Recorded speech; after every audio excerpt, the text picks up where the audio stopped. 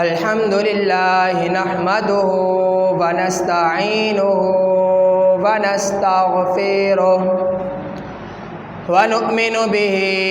ونتوكل عليه ونعوذ بالله من شرور أنفسنا ومن سيئات أعمالنا من يهده الله فلا مضل له ومن يضلله فلا هادي له ونشهد أن لا إله إلا الله وحده أما بعد فأعوذ بالله من الشيطان الرجيم بسم الله الرحمن الرحيم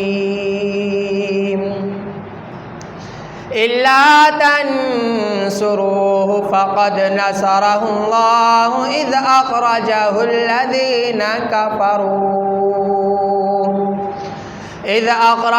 الذين كفروا ثاني اثنين إذ هما في الغار إذ يقول لصاحبه لا تحزن إن الله معنا آمنت بالله صدق الله العظيم وصدق رسوله النبي الكريم ونحن على ذلك لمن الشاهدين والشاكرين والحمد لله رب العالمین۔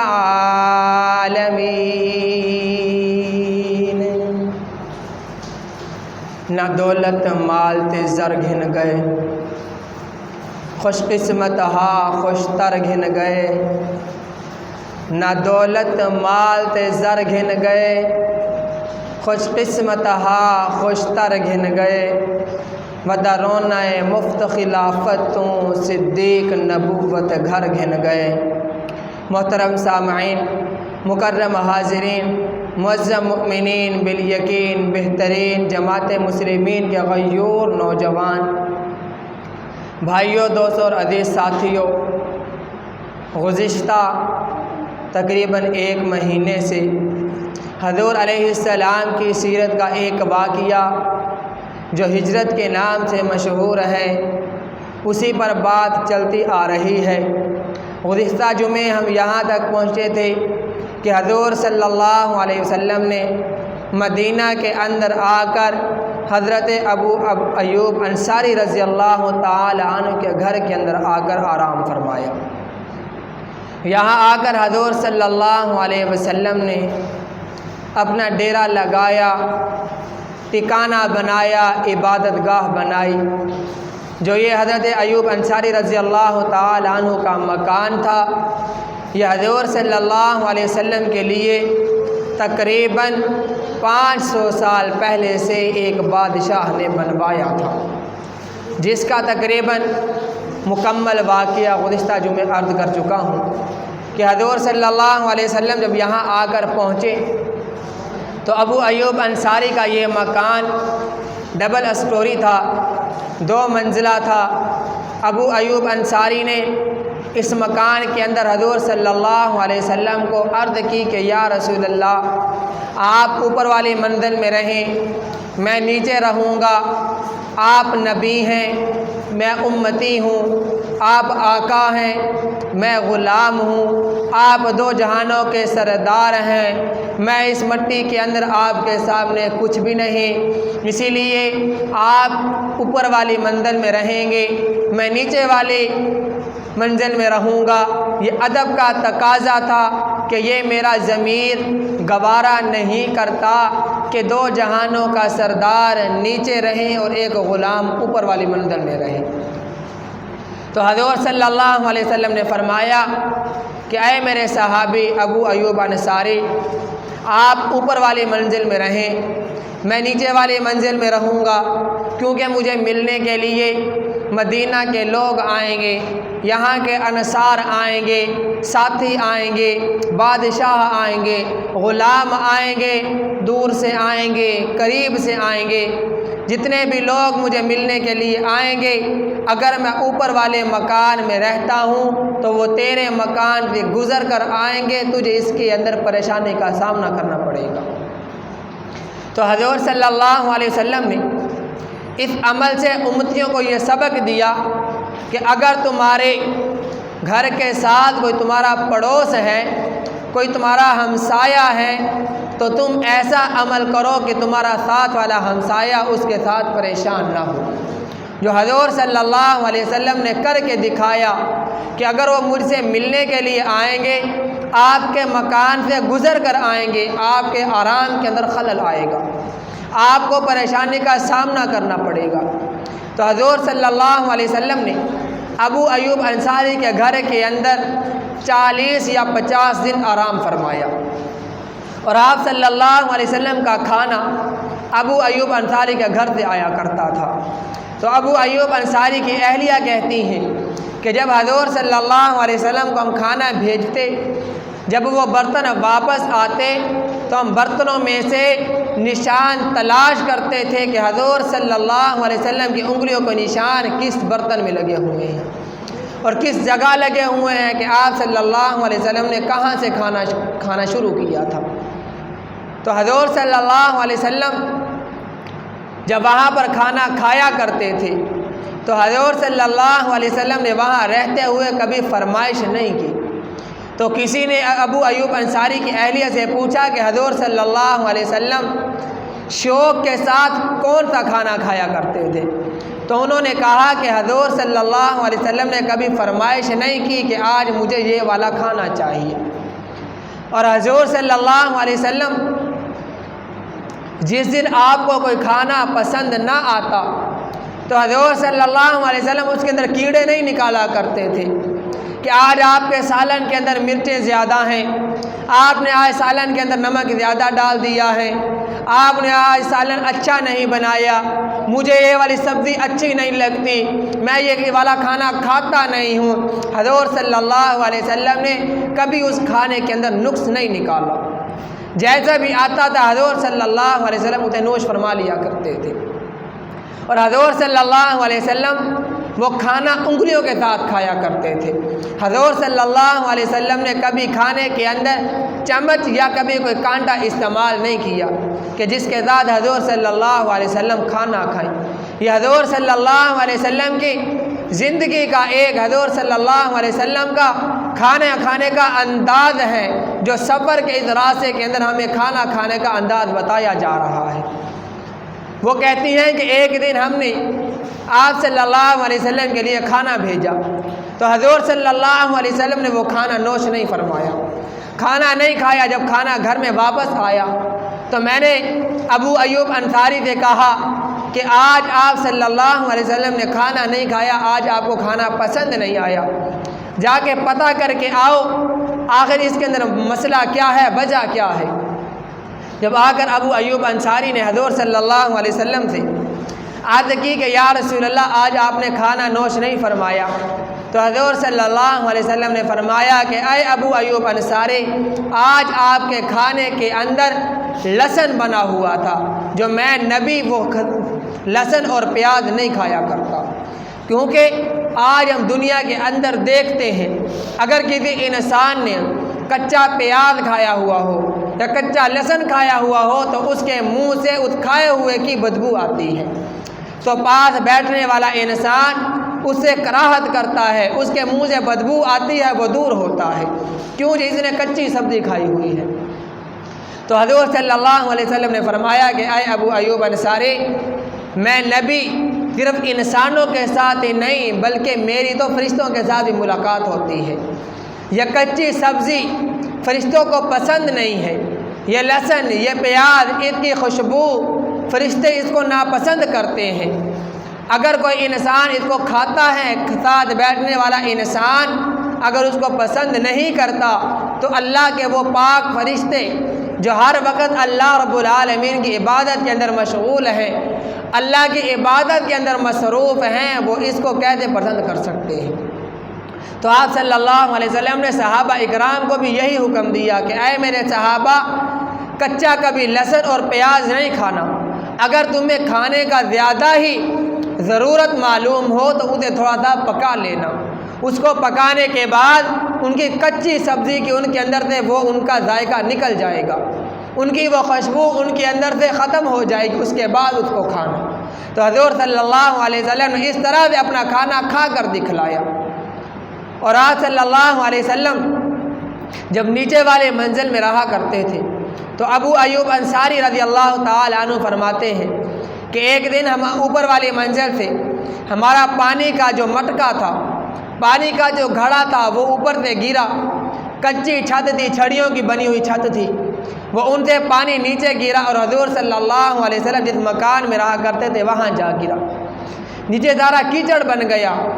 ان کی بیوی کہتی ہیں کہ ہم نے اپنی ایک رضائی لی، جس جگہ پر پانی گرا تھا وہاں جا کر اس کو بچھایا، اس رضائی نے وہاں سے سارا پانی اپنے اندر جذب کر لیا تاکہ حضور صلی اللہ علیہ وسلم کو وہاں پانی گرنے سے کوئی تکلیف محسوس نہ ہو، کسی تکلیف کا سامنا نہ کرنا پڑے۔ ابو ایوب انصاری نے اس طرح سے حضور صلی اللہ علیہ وسلم کی مہمانی کی ہے۔ اور وہاں پر آپ صلی اللہ علیہ وسلم کے پاس یہودی بھی آیا کرتے تھے، ان میں سے ایک عبداللہ بن سلام جو بعد میں مسلمان ہوئے، صحابی رسول بنے، وہ یہودیوں کے راہب تھے، انہوں نے تورات پڑھی ہوئی تھی، انجیل پڑھی ہوئی تھی، وہ جانتے تھے۔ وہ کہتے ہیں کہ میں نے سنا کہ آپ صلی اللہ علیہ وسلم ہجرت کر کے یہاں پر آئے ہیں، تو میں وہاں سے آپ صلی اللہ علیہ وسلم کی محفل کے اندر گیا۔ جب میں نے وہاں جا کر دیکھا تو آپ صلی اللہ علیہ وسلم اپنے پاس وہاں موجود صحابہ اکرام کو خطبہ ارشاد فرما رہے تھے، جن کے اندر آپ صلی اللہ علیہ وسلم نے فرمایا کہ اے میرے صحابہ، اگر تم 4 باتوں پر عمل کرنے والے بن جاؤ تو تم سیدھے جنت میں جاؤ گے۔ وہ 4 باتیں کون سی ہیں؟ سب سے پہلی بات آپ صلی اللہ علیہ وسلم نے فرمایا کہ اے مسلمانوں، سلام کو عام کرو۔ جب تم سلام کو عام کرو گے، سلام کو عام کرنا مسلمان کے لیے ہے، منافق کے لیے، مشرک کے لیے، کافر کے لیے ہے۔ اگر کوئی منافق ہے تو اسے سیدھے راستے پر لوٹنا ہوگا، اگر کوئی کافر ہے اسے اپنے کفر سے توبہ کر کے اسلام قبول کرنا ہوگا، اگر کوئی اللہ رب العالمین کے ساتھ کسی اور کو شریک ٹھہراتا ہے تو اس کو اپنے اس گناہ سے توبہ کرنی ہوگی، یعنی اس کو مسلمان ہونے کے بعد وہ سب سے پہلے سلام کو عام کرے۔ یہ آپ صلی اللہ علیہ وسلم نے مسلمانوں کو حکم دیا ہے کہ اے مسلمانوں، سلام کو عام کرو۔ آج ہمارے ہاں کیا دیکھا جاتا ہے؟ اس کی ذات کو دیکھا جاتا ہے، اس کے عہدے کو دیکھا جاتا ہے، اس کے اقتدار کو دیکھا جاتا ہے، وہ کس منظر پر فائز ہے، اس کے بعد اس کے ساتھ ہاتھ ملانا پسند کیا جاتا ہے۔ یہ حضور صلی اللہ علیہ وسلم کی زندگی کا عمل نہیں۔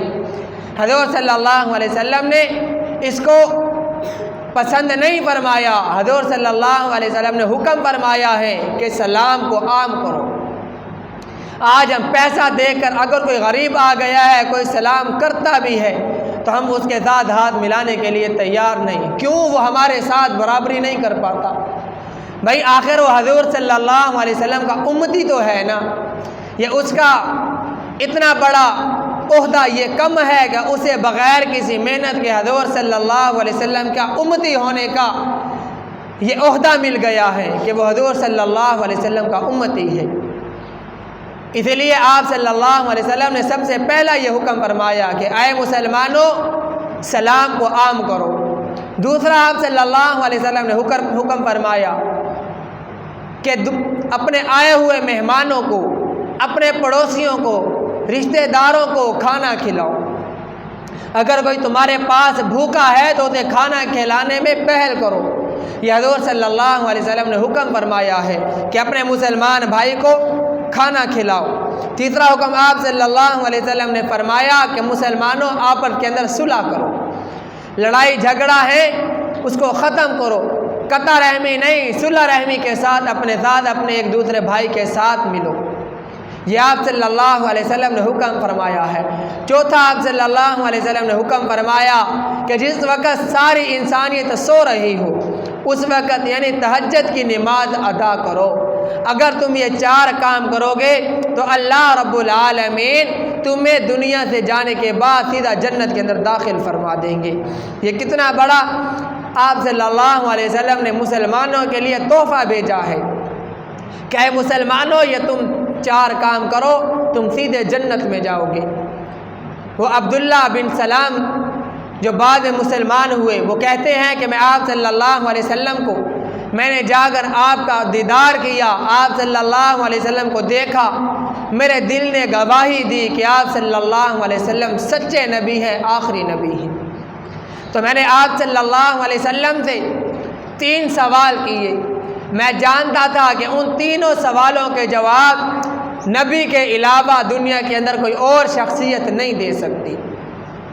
میں نے آپ صلی اللہ علیہ وسلم سے پہلا سوال کیا کہ یا رسول اللہ بتائیں کہ قیامت کی نشانیوں میں سے پہلی نشانی کون سی ہے؟ دوسری نشانی میں نے کہا کہ یا رسول اللہ مجھے یہ بتائیں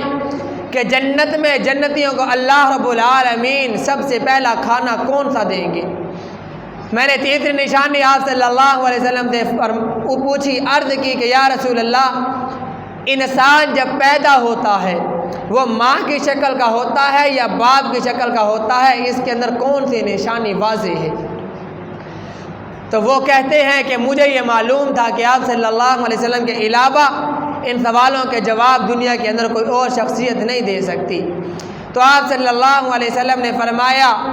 کہ اے عبداللہ بن سلام سن، قیامت کی بڑی نشانیوں میں سے سب سے پہلی نشانی یہ ہے کہ جب قیامت کا دن آئے گا تو مشرق سے آگ بھڑکے گی، اس طرح کی آگ نکلے گی کہ سارے لوگ اس سے ڈر جائیں گے اور مغرب کی طرف دوڑ پڑیں گے۔ یہ قیامت کی نشانیوں میں سے سب سے بڑی نشانی ہے کہ جو نبی کے علاوہ دنیا کے اندر کوئی اور شخصیت نہیں دے سکتا۔ دوسری نشانی کہ یا رسول اللہ جنت کے اندر اللہ رب العالمین جنتیوں کو پہلا کھانا کون سا دیں گے، ان کی مہمانی کون سی ہوگی؟ تو آپ صلی اللہ علیہ وسلم نے فرمایا کہ اسی وقت اللہ رب العالمین نے جبرائیل امین کو بھیجا۔ جبرائیل علیہ السلام نے آ کر مجھے یہ جواب دیا۔ اس سے یہ واضح ہوتا ہے کہ اللہ رب العالمین کے علاوہ کوئی نبی بھی غیب کا علم نہیں جانتا، عالم الغیب ایک اللہ رب العالمین کی ذات ہے۔ آپ صلی اللہ علیہ وسلم نے فرمایا اس وقت میرے پاس جبرائیل علیہ السلام آئے، انہوں نے آ کر بتایا کہ یا رسول اللہ اللہ رب العالمین حکم دے رہے ہیں کہ آپ انہیں بتائیں کہ جنت کے اندر اللہ رب العالمین مسلمانوں کی جو سب سے پہلی مہمان نوازی کریں گے، اللہ رب العالمین ان کی سب سے پہلی جو ڈش ہوگی، کھانا ہوگا، وہ جنت کے اندر مچھلی کی کلیجی ہوگی، جو اللہ رب العالمین مسلمانوں کو وہاں پر سب سے پہلا کھانا کھلائیں گے۔ آج ہم اس کھانے کا تصور بھی نہیں کر سکتے۔ ہو سکتا ہے دنیا کے اندر کسی نے مچھلی کی کلیجی کھائی ہو۔ اللہ رب العالمین کہتے ہیں کہ دنیا کے اندر کوئی انسان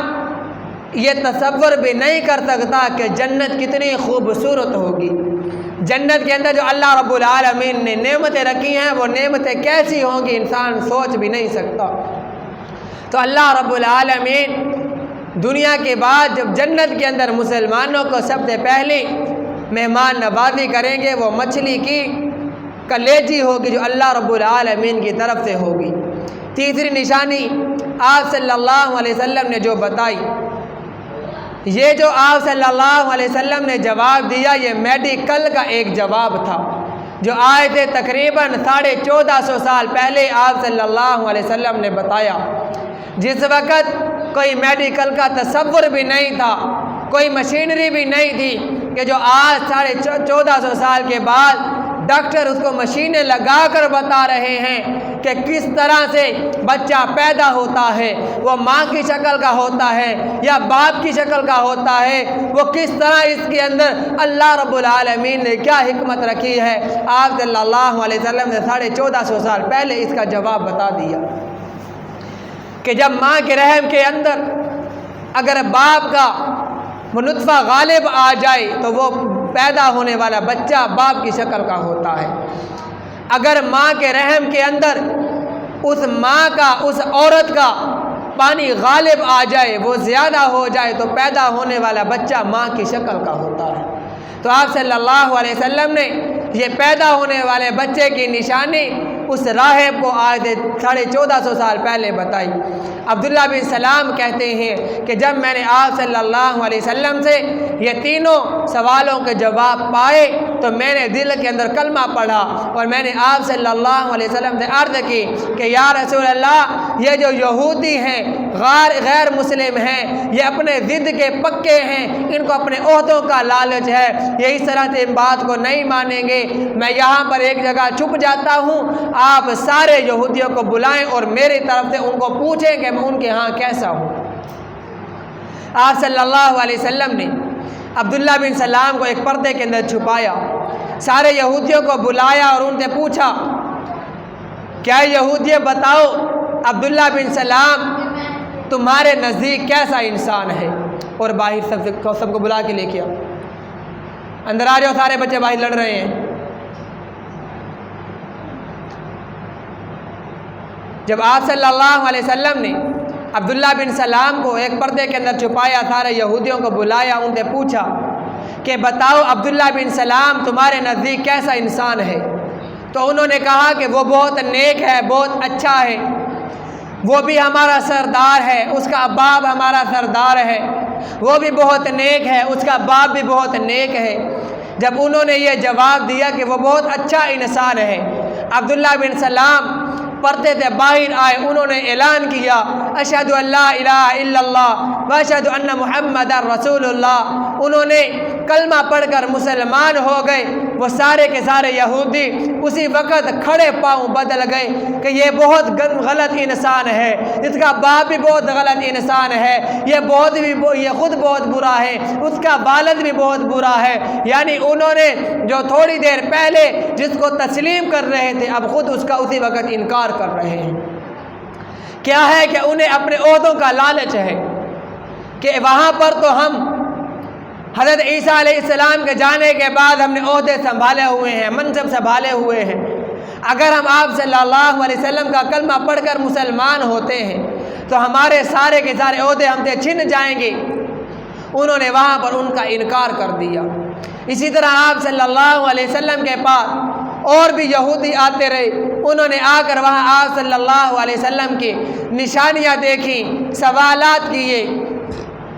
آپ صلی اللہ علیہ وسلم نے انہیں جواب دیے، وہ یہودی مسلمان ہوتے گئے۔ اسی طرح حضرت سلمان فارسی رضی اللہ تعالی عنہ، ان کی عمر تقریباً کئی روایات کے مطابق کہ ایک روایت کے مطابق تقریباً ان کی عمر 650 سال بنتی ہے کہ وہ حضرت عیسیٰ علیہ السلام کے دور کے اندر وہ پیدا ہوئے تھے۔ انہوں نے حضرت عیسیٰ علیہ السلام کا دور بھی پایا ہے، اگر نہیں بھی پایا تو حضور صلی اللہ علیہ وسلم کی دعا ہے دی تھی کہ ان کی لمبی عمر ہے۔ اس پر سب کا اتفاق تھا کہ سلمان فارسی کی عمر بہت زیادہ لمبی تھی۔ وہ کہتے ہیں کہ ان کا جو والد تھا وہ آگ کو پوجنے والا تھا، ان کے والد نے سلمان فارسی کی پرورش ایسے کی تھی جس طرح کی بچی کی پرورش کی جاتی ہے، اسے گھر کے اندر چھپا کر رکھا جاتا ہے، باہر ظاہر نہیں کیا جاتا۔ انہوں نے اسی طرح سلمان فارسی کو گھر کے اندر چھپا کر رکھا، ان کی پرورش کی۔ ایک دن ان کے والد کہیں باہر گئے ہوئے تھے، سلمان فارسی کہتے ہیں کہ میں گھر سے باہر نکلا، میں وہاں پر گیا، عیسائیوں کی عبادت گاہ تھی، چرچ تھا، میں نے وہاں جا کر دیکھا اس وقت کے عیسائی اپنے حق راستے پر تھے، سچے راستے پر تھے، وہ عبادت کر رہے تھے۔ میں نے انہیں دیکھا کہ وہ وہاں پر انجیل پڑھ رہے تھے، میں نے ان کی عبادت دیکھی، میرے دل نے یہ کہا کہ یہ جو مذہب پر یہ ایمان لائے ہوئے ہیں یہ سچا مذہب ہے، اور جو میرے باپ جس آپ کو پوجتے ہیں وہ غلط مذہب ہے، غلط کرتے ہیں۔ وہ کہتے ہیں کہ میں گھر گیا، میں نے گھر جا کر اپنے والد سے کہا کہ ابا جان آج میں باہر گیا تھا، میں نے چرچ میں جا کر دیکھا عیسائی عبادت کر رہے تھے، ان کا دین ہمارے دین سے اچھا ہے، ان کا مذہب ہمارے مذہب سے اچھا ہے، میرے دل کو اچھا لگا ہے، وہ بہت اچھے ہیں۔ ان کے والد نے ان پر سختی کی، انہیں بیڑیاں لگا دی، انہیں قید کر دیا۔ وہ کہتے ہیں کہ ایک دن مجھے موقع ملا، میں گھر سے بھاگا، میں نے ایک جگہ جا کر ایک راہب کو تلاش کیا، اس کے بعد میں نے اپنی زندگی گزارنا شروع کی کہ مجھے سیدھا راستہ بتائیں، میں کہاں پر جاؤں، کہاں سے جا کر مجھے سیدھا راستہ ملے گا۔ یعنی اسی طرح وہ راہبوں کے پاس پہنچتے رہے، تقریباً 3 سے 4 راہبوں کے پاس، پہلے ایک کے پاس گئے، اس کا آخری وقت آیا، اس نے پوچھا کہ آپ کے بعد کون سا اللہ والا موجود ہے، کس کے پاس جاؤں؟ اس نے کسی اور کا نام بتایا، اس کا آخری وقت آیا، اس سے پوچھا آپ کے بعد کس کے پاس جاؤں؟ اس نے کسی اور اللہ والے کا نام بتایا۔ یعنی اسی طرح ان کے زندگی کے حالات بدلتے رہے، کرتے کراتے وہ ایک بکتے بکاتے کسی ایسے غیر مسلم کے پاس جا پہنچے، وہ مدینہ کا رہنے والا تھا۔ انہیں کسی راہب نے کہا تھا جو آخری نبی ہوگا، نبی آخر الزمان ہوگا، وہ مدینہ کے اندر ہجرت کر کے آئے گا، مکہ کا رہنے والا ہوگا، وہاں سے ہجرت کر کے وہ مدینہ کے اندر آئے گا، اس کے ہاتھ پر تم اگر اس کا زمانہ پاؤ تو اس کے ہاتھ پر اسلام قبول کر کے مسلمان ہو جانا۔ وہ کہتے ہیں کہ میں مدینہ کے اندر پہنچا، وہاں پر ایک غیر مسلم کا اس کی میں قید کے اندر تھا۔ ایک دن میں نے دیکھا کہ کسی آدمی نے آ کر بتایا کہ یہاں پر مدینہ کے اندر ایک شخص آیا ہے جس نے آ کر یہاں پر اعلان کیا ہے کہ میں آخری نبی ہوں، مجھے اللہ رب العالمین نے نبوت کا تاج پہنایا ہے۔ سلمان فارسی کہتے ہیں کہ اس وقت میرے بدن پر کپ کپی طاری ہو گئی کہ یہ شخص کیا کہہ رہا ہے۔ میں نے اس سے اپنے مالک سے پوچھا کہ یہ شخص کیا کہہ رہا ہے۔ میرے مالک نے میرے منہ پر تمانچہ مارا کہ تم کس کاموں میں پڑ رہے ہو، اپنا کام جاری رکھو، تم ایک غلام ہو، تمہارا اس کے ساتھ کیا تعلق ہے۔ میں نے وہاں سے جا کر آپ صلی اللہ علیہ وسلم کو دیکھا، اور میں نے ان راہبوں سے 3 نشانیاں سنی ہوئی تھیں کہ جو سید ہوتا ہے، نبی ہوتا ہے، وہ کبھی صدقہ نہیں کھاتا۔ آج کے ہمارے جو سید بنے ہوئے ہیں وہ صدقہ مانگ کر لیتے ہیں کہ جی میں سید ہوں، مجھے صدقہ دیا جائے، گلیوں کے اندر مانگتے پھر رہے ہیں جی سیدوں کے نام پر ہمیں اللہ کے نام پر دیجئے، فلاں سید کے نام پر دیجئے، فلاں سید کے نام پر دیجئے۔ آج کا سید مانگ کر کھاتا ہے، جو حقیقتاً سید ہوتا ہے وہ کبھی صدقہ خیرات نہیں لیتا۔ انہوں نے کہا کہ میں نے یہ اپنے راہبوں سے سنا ہوا تھا، جو نبی ہوگا وہ صدقہ نہیں لے گا، وہ اپنے صدقے کو قبول نہیں کرے گا،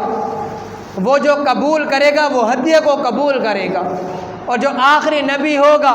اس کی یہ نشانی ہوگی، اس کے دونوں کندھوں کے درمیان مہر نبوت لگی ہوئی ہوگی۔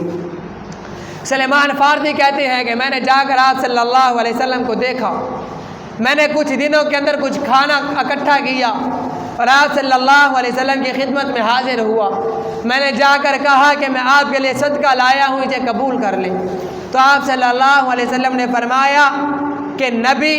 صدقہ نہیں لیتا، میں آپ کا صدقہ قبول نہیں کر سکتا۔ سلمان فارسی کہتے ہیں کہ میرے دل نے کہا کہ پہلی نشانی پوری ہو گئی ہے کہ یہ آخری نبی ہے، باقی 2 نشانیاں رہ گئیں۔ پھر کچھ دنوں کے بعد میں نے پھر کھانا اکٹھا کیا، میں نے آ کر آپ صلی اللہ علیہ وسلم کو کہا کہ یا رسول اللہ میں آپ کے لیے ہدیہ لایا ہوں، ہدیہ قبول فرما لیجئے۔ آپ صلی اللہ علیہ وسلم نے میرے ہدیے کو قبول فرما لیا۔ میں نے کہا کہ میری زندگی کی دوسری نشانی پوری ہو گئی ہے کہ میں نے آخری نبی کی زیارت کرنی ہے، جو اس کے اندر دوسری نشانی پوری ہو گئی ہے۔ باقی آخری نشانی بچی کہ آپ صلی اللہ علیہ وسلم کے دونوں کندھ مبارک کے درمیان میں نے مہر نبوت کو دیکھنا ہے۔ ایک دن آپ صلی اللہ علیہ وسلم کسی جنازہ کے اندر شریک ہوئے، میں نے پیچھے سے جا کر آپ صلی اللہ علیہ وسلم کی دونوں کندھوں کے درمیان وہ مہر نبوت دیکھی، اور میں نے آپ صلی اللہ علیہ وسلم کے سامنے آ کر اسلام قبول کر لیا۔ میرا جو مالک تھا وہ غیر مسلم تھا، مجھ پر سختی کرتا تھا، تو آپ صلی اللہ علیہ وسلم نے مجھے حکم دیا کہ اے سلمان فارسی اپنے مالک کے ساتھ جا کر کچھ رقم طے کر دیں، وہ کس رقم کے تحت آپ کو آزاد کر سکتے ہیں۔ سلمان فارسی کہتے ہیں کہ میں نے جا کر اپنے مالک سے بات کی تو میرے مالک نے کہا کہ آپ کو 400 اوقیہ سونا مجھے لا کر دینا ہوگا، جس کا ایک اوقیہ تقریباً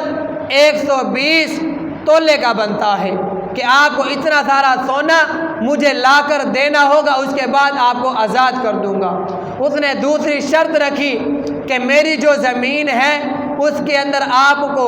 300 کھجوروں کے درخت اگانے ہوں گے، وہ 300 درخت اگانے کے بعد جب وہ درخت پھلدار ہو جائیں گے، وہ درخت پھل دینے والے ہو جائیں گے، اس وقت تم میری طرف سے آزاد ہو جاؤ گے۔ میں نے آ کر آپ صلی اللہ علیہ وسلم کو عرض کی کہ یا رسول اللہ، میرے اس مالک نے اتنی بڑی شرائط میرے اوپر عائد کر دی ہیں کہ 300 اوقیہ سونا آپ نے مجھے لا کر دینا ہے، اور میرے باغ کے اندر 300 درخت اگانے ہیں، جب وہ پھلدار ہو جائیں اس وقت آپ کو آزاد کر دیں گے۔ تو آپ صلی اللہ علیہ وسلم نے صحابہ اکرام کو حکم فرمایا کہ اے میرے صحابہ کھجوروں کے پودے لائے جائیں۔ تو کوئی صحابی 10 پودے لے کر آیا، کوئی 15، کوئی 20، جس کے پاس جتنی حیثیت تھی، وہ سارے صحابہ اکرام نے کھجوروں کے وہ چھوٹے چھوٹے پودے اکٹھے کیے، وہ تقریباً 300 پودے اکٹھے ہوئے۔ آپ صلی اللہ علیہ وسلم نے سلمان فارسی کو حکم دیا کہ اے سلمان جا کر اس کے باغ کے اندر وہاں پر وہ گڑھے کھودے جس کے اندر یہ آپ نے پودے لگانے ہیں۔ سلمان فارسی نے جا کر 300 وہاں پر گڑھے کھودے۔ آپ صلی اللہ علیہ وسلم نے ان سارے پودوں کو اپنے ہاتھوں سے لگایا، ایک پودا اپنے ہاتھ سے نہ لگایا۔ اس کے بعد سلمان فارسی نے وہاں پر پانی ڈالا، 1 سال کے بعد وہ پودے اپنے پائے تکمیل تک پہنچے، اور 1 سال کے بعد وہ پودے پھلدار ہو گئے۔ 1 سال کے اندر اللہ رب العالمین نے حضور صلی اللہ علیہ وسلم کے ہاتھوں سے لگنے والے پودے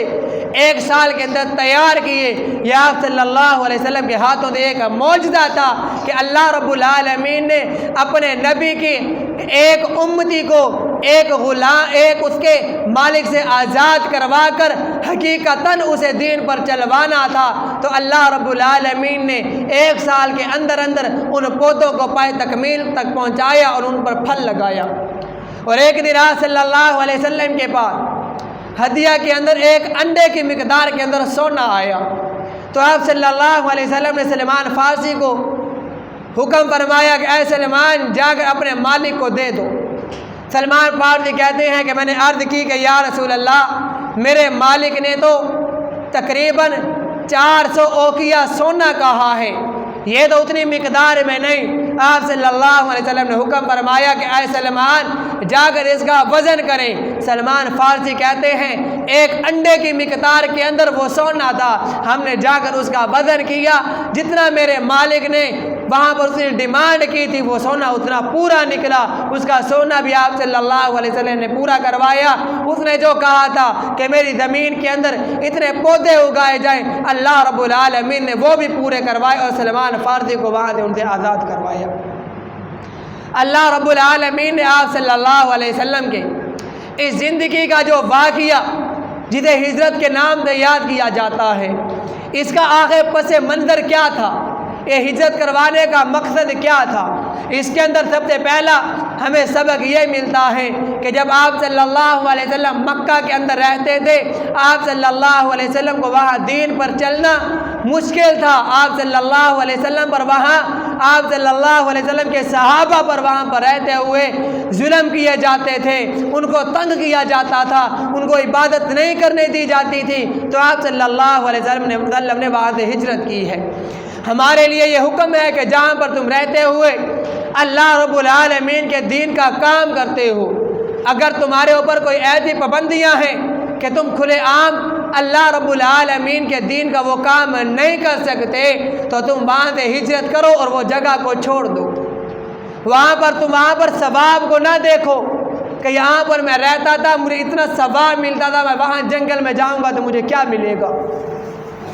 کیونکہ مکہ کے اندر ایک نماز کا ثواب 1,00,000 کی نماز کے برابر ہے، اور مدینہ کے اندر 1,000 نماز کے برابر ہے۔ تو آپ صلی اللہ علیہ وسلم نے اپنے زیادہ ثواب کو چھوڑا۔ دیکھا جاتا ہے کہ جس وقت اپنا جو ہم کام کر رہے ہیں ثواب کم ہے اور اس کے اندر ہمارا مشن بڑا ہے، ثواب کو چھوڑ دیں، اپنے مشن کو لے کر آگے چلیں۔ یہ آپ صلی اللہ علیہ وسلم نے اپنی زندگی کے اندر یہ عمل کر کے دکھایا ہے کہ مکہ کو چھوڑا ہے، مدینہ کے اندر آپ صلی اللہ علیہ وسلم نے ہجرت کی ہے۔ اس کے لیے یہ ہجرت، یہ اپنے جگہ کو چھوڑنا، صرف جگہ کو چھوڑنا ہجرت نہیں کہلاتا۔ ہجرت کا جو مطلب بنتا ہے وہ ہے کہ جگہ کو، ایک چیز کو چھوڑ دینا۔ صرف جگہ کو نہیں چھوڑنا، گناہوں کو چھوڑ دینا بھی ہجرت کے اندر شامل ہوتا ہے۔ اگر تم ایسی جگہ رہتے ہو جہاں علی اعلان گناہ کیے جاتے ہیں، جس کی کوئی روک ٹوک نہ ہو، تم ان گناہوں کو چھوڑتے ہوئے جگہ کو چھوڑ دو، تمہیں ہجرت کا ثواب دیا جائے گا۔ یہ آپ صلی اللہ علیہ وسلم نے کر کے دکھایا ہے۔ اسی طرح جب آپ صلی اللہ علیہ وسلم کو یہاں دین پر چلنے کے لیے مشکلات کا سامنا کرنا پڑا تو آپ صلی اللہ علیہ وسلم نے جگہ کو چھوڑ دیا۔ تمہیں کہیں پر دین کے اوپر چلنے کے اندر مشکل پیش آتی ہے، جگہ کو چھوڑو، اپنے مشن کو سامنے رکھو، ثواب کو نہیں، مشن کو دیکھو، ہمارا ثواب زیادہ ہے یا مشن زیادہ بڑا ہے۔ تو آپ صلی اللہ علیہ وسلم نے اس طرح سے دین پر چلتے ہوئے اپنے اس ہجرت کے واقعے سے ہمیں کتنے سارے سبق بتلائے ہیں۔ صدیق اکبر کی اس وفاداری کا سبق بھی اسی ہجرت کے واقعے کے اندر ملا ہے۔ اللہ رب العالمین نے حضور صلی اللہ علیہ وسلم کی جو حفاظت کی ہے، ایک ناگ سے، ایک سانپ سے حفاظت کی غار کے اندر، وہ بھی ہجرت کے واقعے سے سامنے آتا ہے۔ جو اللہ رب العالمین نے سراقہ بن مالک کے پتھریلی زمین کے اندر اس کے گھوڑوں کے وہ قدم زمین کے اندر دھنسا دیے، یہ واقعہ بھی حضور صلی اللہ علیہ وسلم کے اس واقعے سے سامنے آتا ہے۔ جو آپ صلی اللہ علیہ وسلم نے سراقہ بن مالک کو بشارت دی تھی کہ کسریٰ کے بادشاہ کے کنگن آپ کے ہاتھوں میں آئیں گے، یہ بشارت اسی سفر کے دوران دی تھی، جس کے اوپر اللہ رب العالمین نے اس کو ثابت حضرت عمر رضی اللہ تعالیٰ عنہ کے دور کے اندر پورا کروایا۔ حضرت معبد کے خیمے کے اندر اللہ رب العالمین نے ایک بکری جو کھانے پینے کے لائق نہیں، اتنی پتلی ہے، چل پھر نہیں سکتی، آپ صلی اللہ علیہ وسلم نے اس کے کمر پر ہاتھ پھیرا، وہ تندرست ہو گئی۔ اس سوکھی ہوئی بکری کے تنوں سے اللہ رب العالمین نے آپ کا معجزہ سامنے کروایا، اس کے تنوں سے اللہ رب العالمین نے دودھ نکلوایا۔ یہ معجزہ اسی سفر کے واقعے کے اندر سامنے آیا۔ آپ صلی اللہ علیہ وسلم کے اسی ایک واقعے کے اندر، اسی ایک سفر کے اندر اللہ رب العالمین نے کتنے سبق ہم لوگوں کو سمجھائے ہیں۔ دعا ہے کہ اللہ رب العالمین ہمیں آپ صلی اللہ علیہ وسلم کی ہر سنت پر عمل کرتے ہوئے زندگی گزارنے کی توفیق عطا فرمائے، اور ان سنتوں کو دوسروں تک پہنچانے کی توفیق عطا فرمائے۔ جو کچھ کہا سنا اللہ رب العالمین ان پر عمل کرنے کی توفیق عطا فرمائے۔ وما علینا الا البلاغ المبین۔ جن ساتھیوں نے سنتے پڑھنی ہے سنتے پڑھ لیں۔